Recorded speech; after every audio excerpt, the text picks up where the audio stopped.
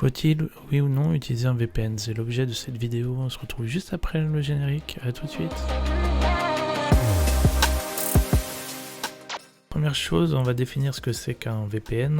Un VPN, ça veut dire Virtual Private Network. En gros, c'est un réseau privé. C'est d'abord, avant toute chose, ça a été utilisé d'abord en entreprise, en fait pour, notamment, vous avez dû vous en servir quand vous étiez en télétravail, c'est-à-dire que ça vous permet de simuler ou un peu comme un bureau à distance, c'est-à-dire que ça vous permet de vous connecter au réseau de l'entreprise à distance, comme si vous étiez vraiment connecté au réseau. Donc ça, c'est la base du réseau privé virtuel. Ensuite, a été créé en fait des VPN pour le grand public, pour pouvoir se connecter plutôt anonymement. On va dire que c'est plus l'utilité du VPN de nos jours, du moins en grand public.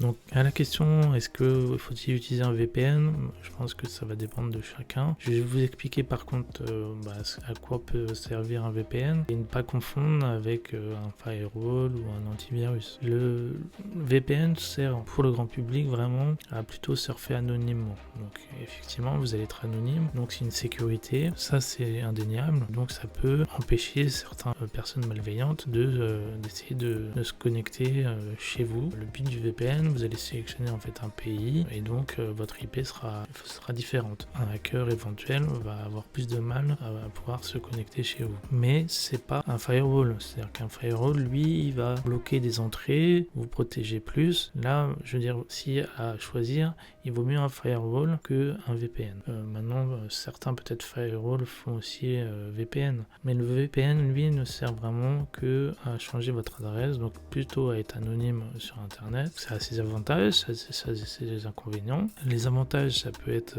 si vous êtes streamer, de pouvoir changer de localité, d'avoir un meilleur serveur. Donc ça peut être un gain au niveau des débits. Il y a certains pays où effectivement vous pouvez pas surfer autre que le pays où vous êtes. Donc ou même vous avez aussi certains catalogues comme Netflix qui vont, si vous avez le catalogue Netflix France, vous n'allez pas avoir le catalogue des États-Unis. Donc c'est une possibilité aussi. Ça c'est dans les avantages, mais dans les inconvénients également, faites attention parce que Netflix n'aime pas du tout que vous utilisez des VPN et vous risquez de pas du tout pouvoir utiliser Netflix.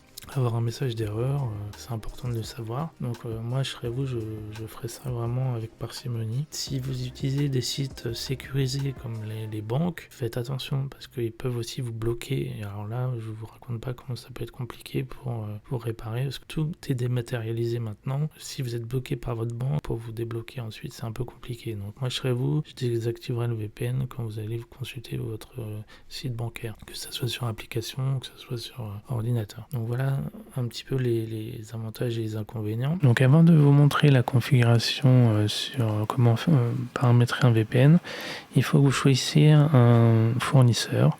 Donc il en existe plein, je vous mettrai éventuellement en commentaire les différents VPN possibles. Donc il vous faut un opérateur ou alors il faut à ce moment-là créer votre propre VPN. Donc c'est un peu plus compliqué, je ne vais pas rentrer dans ce détail-là. Je vais vous montrer, donc une fois que vous avez choisi votre opérateur, je vous montre comment le paramétrer sur Windows. Donc il suffit de taper VPN, vous allez dans Paramètres VPN. Ensuite tout en haut, vous faites ajouter une connexion VPN, tout simplement. Et là, vous remplissez donc les informations que votre fournisseur vous a fournies. Donc c'est le nom du fournisseur, le nom de la connexion, etc. Deuxième point que j'ai pas abordé plutôt dans les choses positives, un VPN vous permet également de pouvoir surfer sur des Wi-Fi publics. Il faut savoir que quand vous vous connectez sur un Wi-Fi public, la connexion n'est pas sécurisée, donc toutes les données qui passent par ce Wi-Fi public peuvent être captées par personnes malveillantes. En ayant un VPN, les données sont chiffrées de bout en bout, après ça va dépendre du protocole que vous avez utilisé. En conclusion, est-ce que je recommande ou non un VPN? Chacun va trouver l'utilité utilité ou non, je pense que ça peut être un bon choix. Si vous choisissez un VPN, privilégiez peut-être effectivement des VPN qui sont payants et non gratuits, parce que qui dit gratuit dit peut-être que vos données soient divulguées ou autre, vous n'avez pas de sécurité là-dessus. Donc choisissez peut-être effectivement un VPN qui vous garantisse que vos données soient vraiment sécurisées. Je pense que c'est à peu près l'essentiel. Après, encore une fois, ça va dépendre de l'usage que vous voulez en faire. Je pense que c'est pas utilisé dans tout le temps. On peut s'en passer. Je pense que c'est pas le plus important. Si je devais choisir, c'est un antivirus. À vous de voir si vraiment l'usage d'un VPN est vraiment utile. J'espère que la vidéo vous avait été utile, vous avez appris des choses. N'hésitez pas donc à vous abonner, laisser un commentaire ou à liker la vidéo si elle vous a plu. Sinon, je vous dis à très bientôt sur cette chaîne et soyez nombreux. À bientôt.